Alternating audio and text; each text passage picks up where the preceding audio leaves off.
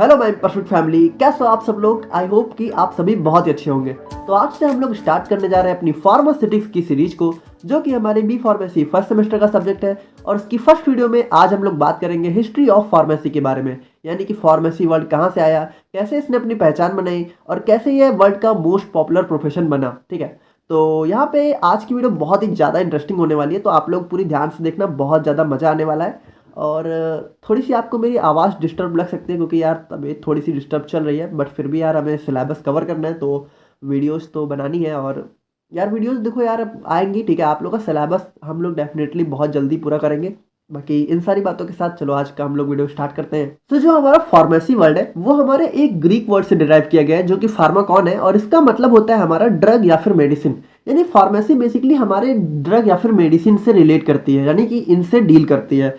और यहाँ पे बात करें अगर, pharmacy is basically a health care profession, यानी कि आप लोग जानते हैं कि फार्मेसी जो है हमारा वो बेसिकली थोड़ा हेल्थ केयर प्रोफेशन है, जिसमें हम लोग जो है नॉलेज रखते हैं identification of drug and there preparation from natural and synthetic sources. यानी कि फार्मेसी एक हेल्थ केयर प्रोफेशन है जिसमें हम लोग ये जानते हैं कि जो हमारी ड्रग्स होती हैं, दवाएं होती हैं, ठीक है, उनको कैसे प्रिपेयर किया जाता है, उनको कैसे आइडेंटिफाई किया जाता है, और उनको मतलब कैसे नेचुरल या फिर सिंथेटिक सोर्सेज, यानी कि नेचुरल यानी कि हम लोग अपने जो पेड़ पौधों और हमारे एनिमल एक्सट्रैक्ट से जो दवाएं बनाते हैं, या फिर सिंथेटिक यानी केमिकल सोर्स से भी जो हम लोग दवाएं बनाते हैं, तो कैसे उनको बनाते हैं, कैसे उनकी पहचान करते हैं, वो सारी की सारी चीज़ें हम लोग फार्मेसी के अंदर स्टडी करते हैं। अब यहाँ पे अगर बात करें फार्मासिस्ट के बारे में, तो जो हमारा फार्मासिस्ट होता है वो हमारा पर्सन होता है जो एक्सपर्ट होता है कि मतलब दवाओं की डीलिंग में एक्सपर्ट होता है, ठीक है, उनको प्रिपेयर यानी उनको बनाने में, उनको डिस्पेंस यानी कि उनको जो है डिस्ट्रीब्यूट करने में, ये सारी चीज़ें हमारी फार्मासिस्ट के रोल के अंदर आती हैं। ठीक है, अब यहाँ पे बात करेगा हमारे सिंबल ऑफ फार्मेसी के बारे में। तो यहाँ पे यार देखो, इस चीज़ के बारे में लगभग आपको किसी ने नहीं बताया होगा, हम लोग यहाँ पे इसको थोड़ा सा डिटेल में डिस्कस करेंगे। तो जो हमारा सिंबल ऑफ फार्मेसी है, तो बेसिकली जैसा आप देख सकते हो, ये हमारे चैनल का भी सिंबल है, यहाँ पे आप देख सकते हो। तो इसको मैंने बहुत ही खूबसूरत सा ड्रॉ कर दिया है। और यहाँ पे bowl of Hygieia along with rod of Asclepius is known as symbol of pharmacy. अब यहाँ पे आप लोग ध्यान से देखो कि जो हमारा फार्मेसी का सिंबल होता है, उसमें हमारी ये होती है, इसको बॉल मतलब ये थोड़ा एक कटोरे टाइप का होता है, तो इसको हम लोग बॉल ऑफ हाइजिया बोलते हैं। और ये जो हमारी रॉड दिख रही है, इसको हम लोग रॉड ऑफ एसिलिपियस बोलते हैं। अब ये एसिलिपियस और हाइजिया कौन है? तो ये जो हमारा एसिलिपियस है, इनको बेसिकली हमारा गॉड ऑफ मेडिसिन बोला जाता है, ठीक है, यानी ये हमारे दवाओं के देवता कहे जाते हैं, ठीक है, जो हमारे इजिप्टियन या फिर यूरोपियन लैंग्वेज में, ठीक है। और इनको जो हाइजिया है वो इन्हीं की लड़की है, ठीक है, बेसिकली। और इनको हमारा गॉडेस ऑफ हेल्थ बोला जाता है, यानी ये हमारी स्वास्थ्य की देवी है और ये हमारे दवाओं के देवता, ठीक है। अब इनके पीछे की स्टोरी अगर आप लोग को जाननी है तो यार आप लोग कमेंट करना, हम लोग थोड़ा उसको अलग से डिटेल में डिस्कस करेंगे। यहाँ पे बहुत ज़्यादा डिस्कस करने का कोई मतलब नहीं है। और बाकी आप लोग समझ गए होंगे कि ये देखो, जो रॉड है इसको बेसिकली रॉड ऑफ एसिलिपियस बोला जाता है, और ये जो बॉल है इसको बॉल ऑफ हाइजिया बोला जाता है। अच्छा, यहाँ पे जो स्नेक है ये बेसिकली हमारा जो हमारी हाइजिया है, ठीक है, तो ये मतलब उनसे काफ़ी रिलेटेड है थोड़ा। तो देखो इसकी एक अलग हिस्ट्री है, उसको हम लोग कभी और डिस्कस करेंगे। तो देखो मतलब बेसिकली थोड़ा यही है symbol of pharmacy. I hope कि आप लोग समझ गए होंगे। अब यहाँ पे अगर हम लोग बेसिकली बात करें फादर ऑफ फार्मेसी के बारे में, तो हमारे प्रोफेसर विलियम प्रॉक्टर को हमारे फादर ऑफ फार्मेसी के नाम से जाना जाता है, ठीक है। तो हम लोग आते हैं अपने आज के मेन टॉपिक पे, जो कि है हमारा इवैल्यूएशन या फिर हिस्ट्री ऑफ फार्मेसी। तो जो हमारा इवैल्यूएशन या फिर हिस्ट्री ऑफ फार्मेसी है, इसको हम लोग 5 हिस्टोरिकल पीरियड में डिवाइड कर सकते हैं। मतलब कैसे कैसे ये उदय हुआ, तो उसका हम लोग 5 डिवाइड कर लेते हैं। तो पहला है हमारा एंशिएंट एरा, दूसरा है हमारा एम्पायरिक एरा, तीसरा है हमारा इंडस्ट्रियलाइजेशन एरा, चौथा है हमारा पेशेंट केयर एरा, और पांचवा है हमारा biotechnology and genetic engineering era. अब आइए हम लोग इसको थोड़ा थोड़ा सा डिटेल में देख लेते हैं एक एक को, ठीक है। ज़्यादा कुछ है नहीं यार, बिल्कुल टेंशन लेने की बात नहीं है। और देखो इसको मैंने बहुत ही ज़्यादा डिटेल में नहीं डिस्कस किया, क्योंकि आपसे बेसिकली इंडियन फार्मेसी की हिस्ट्री पूछा जाता है, जिसको हम लोग आगे अभी देखने वाले हैं, उसको हम लोगों ने बहुत डिटेल में बहुत अच्छे से डिवाइड किया हुआ है।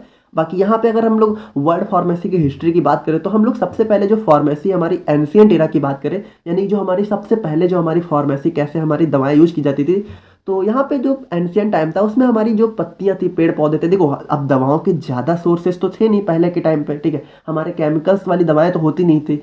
तो हमारी जो पेड़ पौधों की पत्तियाँ थी, कोल्ड वाटर यानी कि जो हमारा ठंडा पानी होता था, या फिर जो हमारे एनिमल एक्सट्रैक्ट्स होते थे, यानी कि जो हमारे जीव जंतुओं से जो भी हमें दवा मिल जाती थी, मतलब उनके कुछ एक्सट्रैक्ट से, तो वो सबको ही हम लोग ट्रीटमेंट में यूज करते थे। There are no synthetic sources available in this era, यानी कि इस टाइम पे हमारे पास कोई केमिकल या फिर सिंथेटिक सोर्सेज नहीं थे। सिंथेटिक मतलब कि कृत्रिम, यानी कि जो हमें नेचुरली ना मिले, जिसको हम लोग बनाए। तो यार उस टाइम आप जानते हो कि इतनी कुछ टेक्नोलॉजी तो थी नहीं, तो उसी तरह इसीलिए जो हमारा नेचुरल सोर्स थे वही अवेलेबल थे और उन्हीं को हम लोग ट्रीटमेंट में यूज करते थे। अब यहाँ पे बात करें अगर हम लोग एम्पायरिक इरा के बारे में, तो इन दिस इरा देखो, ये हमारे इस इरा में फार्माकोपिया इंट्रोड्यूस हो चुकी थी, ठीक है। अब फार्माकोपिया को हम लोग अगले लेक्चर में बहुत ही डिटेल में डिस्कस करेंगे। इसको बेसिकली मैंने इनऑर्गेनिक केमिस्ट्री में ऑलरेडी बता दिया है, बट हम लोग यहाँ पे फार्मास्यूटिक्स में इसको बहुत ही ज़्यादा डिटेल में अच्छे से देखने वाले हैं। तो फार्माकोपिया मतलब बेसिकली एक बुक होती है जो हमारी स्टैंडर्ड बुक होती है मेडिसिन रिलीजन की, ठीक है, जिसके अंदर सारी नॉलेज होती है मेडिसिन की आप। और ये हमारा बिकेम प्राइमरी टूल बन गया था। अब देखो फार्मासिस्ट हमारी जो भी दवाएं बनाते हैं वो हमारी फार्माकोपिया से ही बनाते हैं। मैंने देखो इसको हम लोग सेकंड लेक्चर में हम लोग देखने वाले हैं, जो कि आज या फिर कल आपको देखने को मिल जाएगा।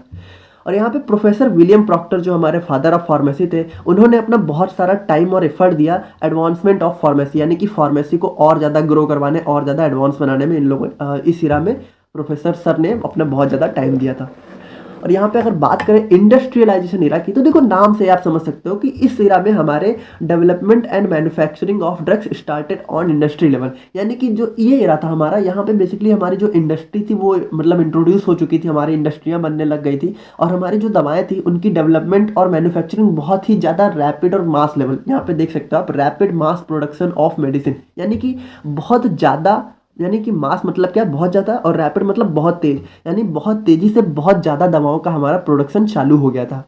अब यहाँ पे अगर फोर्थ इरा की बात करें तो द पेशेंट केयर इरा। अब ये देखो ये हमारा इरा जो है ये हमारा आज तक चला आ रहा है, ठीक है। और इन this Ira research and development of new medicine started, यानी बेसिकली ये हमारा 19th सेंचुरी से स्टार्ट हुआ था और हमारी 21st सेंचुरी अभी तक भी चलता आ रहा है। यहाँ पे हम लोग जो है न्यू मेडिसिन की भी रिसर्च और डेवलपमेंट करने लग गए थे और pharmacist started taking more responsibilities including dispensing medicine and patient education. यहाँ पे जो हमारे फार्मासिस्ट थे तो उनका जो पुराने ज़माने में जो हमारा रोल था वो बहुत मतलब छोटा, काफ़ी लिमिटेड हुआ करता था। लेकिन यहाँ पे जो हमारे 19th सेंचुरी से 21st सेंचुरी की बात करें तो हमारे फार्मासिस्ट ने बहुत सारी मतलब उनके रोल बहुत ज़्यादा बढ़ गए थे, ठीक है। और यहाँ पे आज आप लोग जानते हो कि फार्मासिस्ट के लिए कितने सारे स्कोप है और कितना उसका मतलब कौन कौन से उसके काम होते हैं। सो फाइनली हम लोग अब देखने वाले हैं history of pharmacy in India, यानी कि हमारे इंडिया में हिस्ट्री फार्मेसी की क्या हिस्ट्री रही है, कैसे इसने अपना ग्रो किया, कैसे इसने अपनी पहचान बनाई, वो सब कुछ हम लोग देखने वाले। तो इसको बेसिकली हम लोग दो कैटेगरी में डिवाइड करके देखते हैं कि हमारे जो हमारी स्वतंत्रता के पहले हमारी फार्मेसी की क्या हिस्ट्री थी, कैसे इसने ग्रो किया, और हमारी आफ्टर इंडिपेंडेंस हमारे फार्मेसी के फील्ड में क्या क्या डेवलपमेंट हुए। तो बिफोर इंडिपेंडेंस की बात करें तो यहाँ पे देखो मैंने इसको जो है हमारे ईयर वाइज डिवाइड कर दिया है, ठीक है, ताकि आप लोग को समझने में आसानी हो। तो हमारे जो 1842 है इसमें बेसिकली हमारा फार्मेसी पहली बार हमारा गोवा में सर्टिफाइड लेवल पे, ठीक है, यानी पेपर लेवल पे हमारी फार्मेसी जो है गोवा में पोर्तुगीज, यानी कि पुर्तगाल के जो हमारे इंडिया में पुर्तगाल वासी आए थे, ठीक है, उन्होंने हमारी पहली बार उनकी हेल्प से हम लोगों ने स्टार्ट करी, ठीक है, फार्मेसी एजुकेशन सर्टिफाइड लेवल यानी पेपर के लेवल पे। और उसके बाद हम लोग बात करें तो यार 1870 में हमारे मद्रास मेडिकल कॉलेज ने पहली बार लाइसेंसिएट एग्जाम कंडक्ट कराया फार्मेसी के फील्ड में, केमिस्ट एंड ड्रगिस्ट। और उसके बाद अगर हम लोग बात करें तो 1881 में हमारी कंपाउंडर्स जो होते हैं उनकी फॉर्मल ट्रेनिंग कराई गई, वो भी बंगाल में, ठीक है। और उसके बाद यार काफ़ी मतलब लंबे टाइम तक हमारे फार्मेसी के फील्ड में कोई ज़्यादा खास डेवलपमेंट देखने को नहीं मिली। और उसके बाद हम लोग जो है 1930 में, ठीक है, 1881 के बाद सीधे 1930 में हमारी जो इंडिया की गवर्नमेंट थी उसने हमारी एक कमिटी अपॉइंट करी under the chairmanship of late RNN Chopra, ठीक है।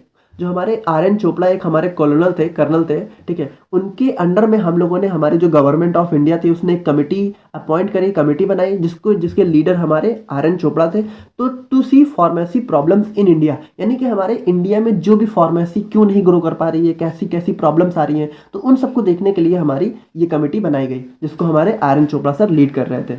और उसके बाद देखो 1930 में हमारी कमेटी बनाई गई और 1931 में यानी जस्ट एक साल बाद हमारी इस कमेटी ने एक रिपोर्ट पब्लिश की, ये कहते हुए कि हमारा जो इंडिया है, हमारा जो भारत है, उसमें हमारे कोई रिकॉग्नाइज्ड प्रोफेशन ही नहीं है फार्मेसी का, ठीक है।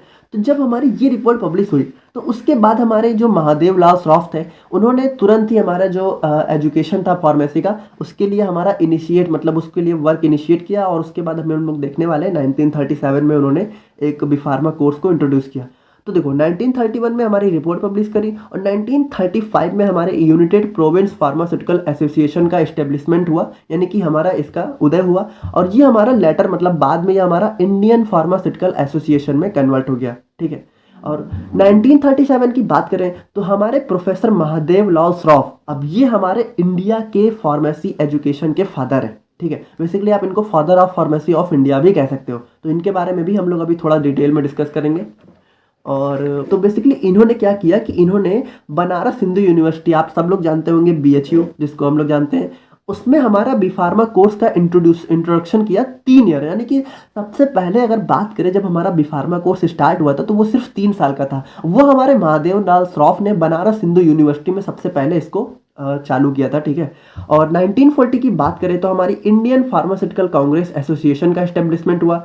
और 1940 मतलब 1940 में ही देखो फार्मास्यूटिकल कांग्रेस एसोसिएशन भी स्टैब्लिश हुआ। और 1942 में ही 1940 में ही हमारे ड्रग एक्ट 1940 का भी इंट्रोडक्शन हुआ, यानी 1940 इंडिया में लागू कर दिया गया, ठीक है। और उसके बाद 1945 की बात करें तो हमारा फार्मेसी बिल इंट्रोड्यूस किया गया to manage the pharmacy education in India, यानी जो हमारी बी फार्मा डी फार्मा जो भी हमारी फार्मेसी एजुकेशन है उनको मैनेज करने के लिए हमारा फार्मेसी बिल लाया गया, ठीक है, जिसके अंदर कई सारे प्लान्स थे हमारे एजुकेशन सिस्टम को इंक्रीज करने के लिए।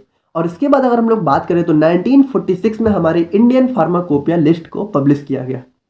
अब हम लोग यहाँ पे देख चुके हैं कि 1947 यानी हमारे इंडिपेंडेंस से पहले हमारी फार्मेसी में क्या क्या डेवलपमेंट हुए। अब हम लोग देखते हैं कि 1947 के बाद हमारे इंडिया में फार्मेसी में क्या क्या चीज़ें हुई और क्या क्या उसकी हिस्ट्री है।